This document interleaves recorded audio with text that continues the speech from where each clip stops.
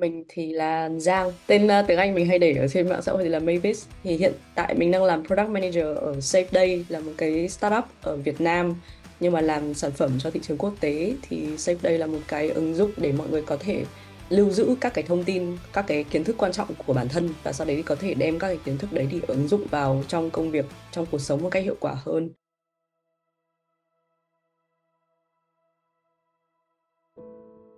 Hồi bé thì mình cũng có nhiều những cái sở thích của bản thân, những cái mà mình mong muốn.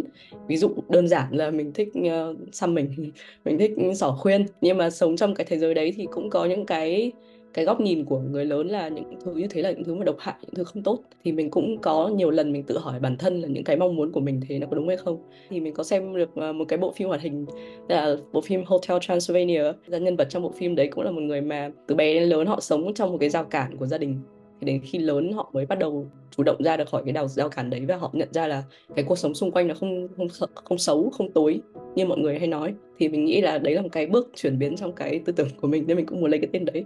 Sau rồi lên cấp 3 thì mình thấy mình cũng hơi có một xíu những cái định hướng liên quan tới nghệ thuật. Tuy nhiên thì nghệ thuật đối với cả những người mà ở tỉnh như mình, và nhất là với cả bố mẹ mà khá là lớn tuổi như mình, thì mọi người không coi đấy là một nghề, mọi người coi đấy là một cái sở thích vô tội vạ trong cuộc sống. Nên là mình cũng không được tiếp cận với những cái nghệ thuật như thế. Thì mình cũng chọn học ngoại thương, tại vì mình biết cái môi trường ngoại thương nó rất là tốt để một đứa mà học sinh ở tỉnh và chưa có từng có cái hoạt động nào như mình ấy, nó có thể hòa nhập được với cả mọi người. Mình với cả một số bạn của mình thì hay có những cái cuộc cà phê cuối tuần. Mình cảm thấy những cái cuộc nói chuyện ở trong những cái buổi cà phê đấy đơn giản chỉ là kể lại những cái câu chuyện của mỗi người. Vô tình cái việc nói chuyện đấy nó làm cho bản thân mình vượt qua rất nhiều những cái tiêu cực trong cuộc sống. Mình thấy đấy là một cái hay mà mình có thể đem lại. Thế là mình cũng không muốn dạy ai, mình không muốn giáo huấn ai ở trên podcast. Thì nghe lọt là một cái podcast mà kể lại những câu chuyện của bản thân bọn mình, và hai là kể được những câu chuyện của những người khác. Thật ra hồi đấy là hết season 1 rồi, bọn mình cũng thấy là bản thân cũng không còn gì để khai thác nữa, và bọn mình cũng nhận luôn là cuộc sống của bọn mình, của những đứa mà ở thành thị, đôi khi nó quá là yên bình. Thì mình chưa biết về những cái câu chuyện khác trong cuộc sống, và mình tìm đến những cái câu chuyện mà nó góc khuất hơn, câu chuyện của những người mà ví dụ như ở tuổi trẻ họ phải phá thai. Thật ra lúc đấy mình khá là bất ngờ, vì những người mà xung quanh mình trước giờ mình thấy hàng ngày gặp nhau họ vẫn chào tươi cười, nhưng thật ra là ở trong cuộc sống của họ có rất là nhiều vấn đề. Thì cái người bị trầm cảm là cái người mà mình có gặp hồi đại học. Đấy là những câu chuyện mà bọn mình mong muốn là khán giả có thể nhìn được và có thể đồng cảm được. Trước hết là đồng cảm được với những người như vậy, và hai là với những người mà cũng đang gặp vấn đề tương tự, thì mình mong muốn đấy cũng là một cái giải pháp tích cực để họ có thể vượt lên trong cuộc sống. Cũng may mắn là đợt đấy chắc là do Covid mọi người ở nhà nhiều, thành ra là podcast của mình cũng có một cái thời điểm mà nó được đặt trong top rất là 40 mấy của Spotify. Mình với các bạn mình cũng quan niệm là làm cái gì phải làm nơi đến chốn. Thì thật ra podcast cũng không phải là công việc chính của bọn mình, và bọn mình cũng có những cái ước mơ, những cái hoài bão khác trong cuộc sống, nên bọn mình quyết định là sẽ dừng lại. Thật ra lúc mà mình đi học thì mình cũng có những giây phút là mình ngồi mình cũng suy nghĩ lại là mình có thực sự sẽ phải theo đuổi cái này không. Trong mình lúc đấy cũng đấu tranh rất là nhiều, tại vì hồi đấy mình thực sự là rất là thích thiết kế. Mình thích đến mức mà mình cũng nhiều lần bỏ học và mình ở nhà làm những cái thiết kế như thế. Mình làm từ suốt đến 5 giờ 6 giờ sáng, không ngủ xuyên đêm. Thì sau đấy mình có đi làm một số những nơi linh tinh nữa, cho đến năm 2018 thì mình bắt đầu làm công việc mà gọi là full time đầu tiên. Thì mình làm ở một cái gọi là agency liên quan tới thiết kế. Nhưng tuy nhiên thì cái người mà quản lý mình thì nhận thấy là mình có cái năng lực liên quan tới logic, liên quan tới nghiên cứu, thì đưa mình vào một cái vị trí gọi là UX research. Và sau này thì mình cũng được lead cái team UX research ở đấy để làm các cái dự án liên quan tới nghiên cứu về sản phẩm cho khách hàng.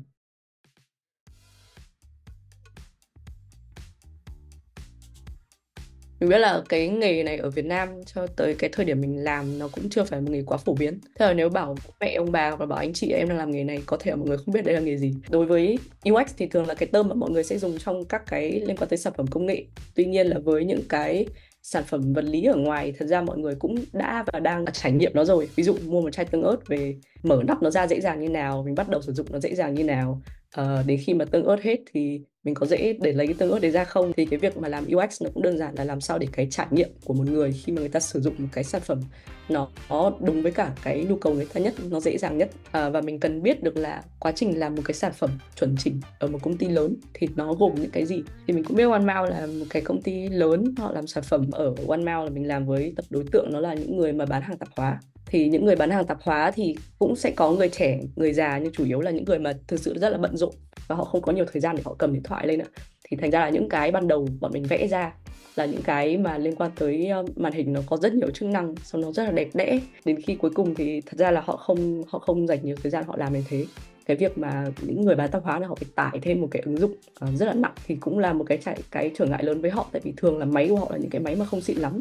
Tức là máy mà xịn thì cầm ra quầy tạp hóa sẽ sợ là bị mất cắp. Và cái thứ ba là đôi khi có những cái thông báo mà họ không thể cập nhật ngay được, thì thành ra bọn mình cũng có một số những cái giải pháp, ví dụ mình làm ra một số những cái tiếng nó đặc thù cho cái ứng dụng.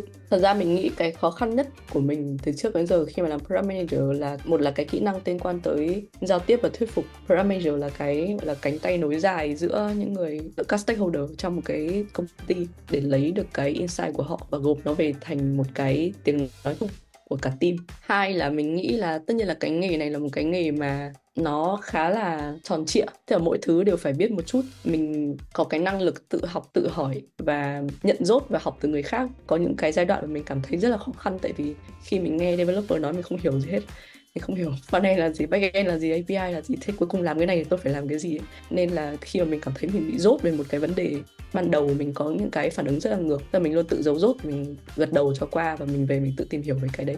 Nhưng đôi khi mình cũng không hiểu thật, và đến cuối cùng là nó dẫn đến một cái kết quả là làm ra những cái giải pháp mà nó không đúng. Cái thứ ba quan trọng của một người làm product manager nữa thì chắc chắn là cái việc mà mình phải tiếp cận với cả khách hàng để hiểu sâu được cái vấn đề của họ. Mình hiểu là mình đang làm cái gì, cho ai, đem lại cái giá trị như thế nào, và mình đưa ra một cái định hướng phù hợp với cả team. Thì sau đấy mình cảm thấy là mình có đủ khả năng rồi thì mình mong muốn cái quá trình mọi người làm một cái sản phẩm từ đầu, khi mà nó chưa có cái gì thì nó trông như nào. Tại vì khi mình vào OneMail thì sản phẩm đã được chạy khoảng 2-3 năm rồi, nên mình không biết là những cái đoạn sơ khởi thì mọi người có những cái đắn đo gì, có những cái vấn đề gì, thì mình chọn là làm cái startup.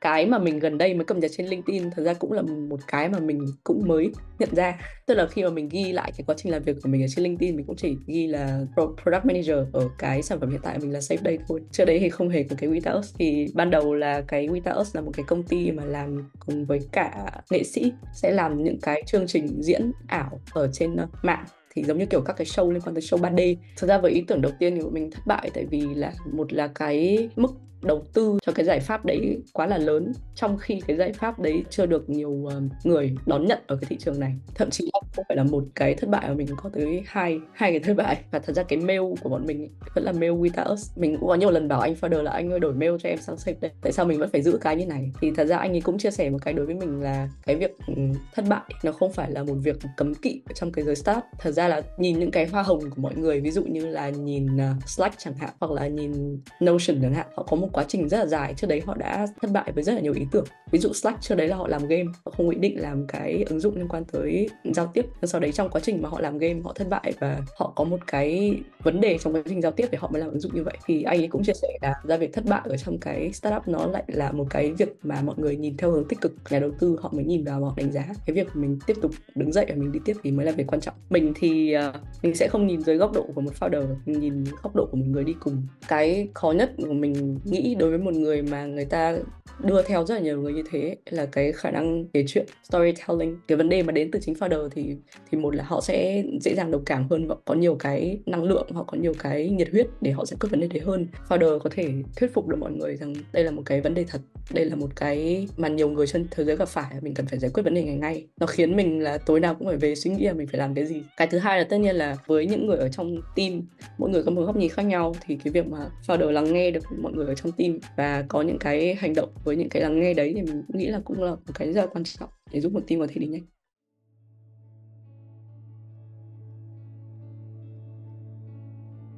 Tức là mình thì nghĩ là mình có đủ ngoại ngữ và mình cũng có thể cố để làm ở một công ty nước ngoài được, nhưng mà mình vẫn chọn làm cái startup Việt Nam nhưng mà làm sản phẩm quốc tế. Cái thứ hai là mình thấy là mình tin vào cái thế hệ trẻ mới của Việt Nam. Từ gần đây thì mọi người hay có những cái bài báo lên án về những cái thói quen hành vi rất là xấu của Gen Z. Thế là đối với mình thì không hẳn là thế.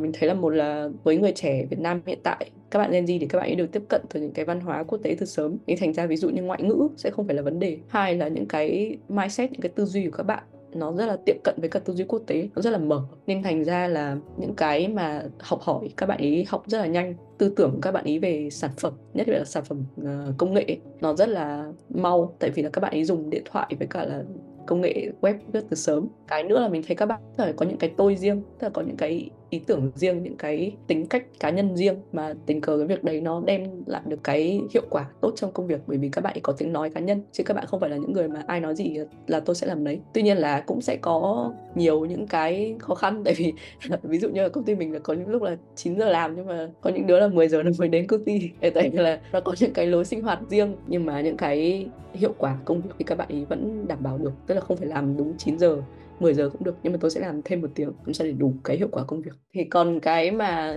khiến mình cảm thấy nhớ nhất thì là cái đợt mà bọn mình gần đây cũng có launch một lần ở trên một cái trang mà chuyên dành cho các cái startup hoặc là những cái ý tưởng sớm có thể lắng nghe được cái feedback của thị trường, của user, là cái trang Product Hunt. Bọn mình cũng biết là cửa yếu nên bọn mình chọn launch vào một ngày là ngày thứ Bảy, và cũng không dám hy vọng nhiều.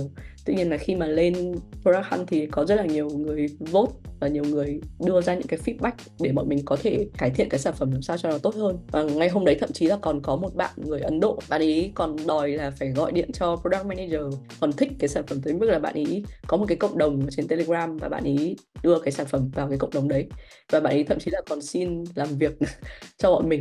Bọn mình thức đến hết đêm xong rồi tìm cách để chia sẻ được cái sản phẩm ra, mọi người có thể vào đón nhận, mọi người vote, mọi người feedback. Đối với mình thì hiện tại cái startup này nó là một phần rất là lớn của cuộc sống của mình, vậy vì mình tin vào cái vấn đề mình đang giải quyết, mình tin vào cái ý tưởng mà mình đang làm để giải quyết vấn đề đấy, và mình tin vào cái đội ngũ này như mình đã tin vào đội ngũ này suốt 3 năm qua. Tại vì cái đội ngũ này cũng chỉ là đội ngũ đi cùng với sản phẩm từ những cái ngày đầu tiên mà bọn mình fail cho đến giờ, và bọn mình cũng bắt đầu bán những cái gói đầu tiên của sản phẩm, thì mình cũng mong muốn là mọi người tiếp nhận nó. Đây là thứ duy nhất mình mong muốn trong năm sắp tới.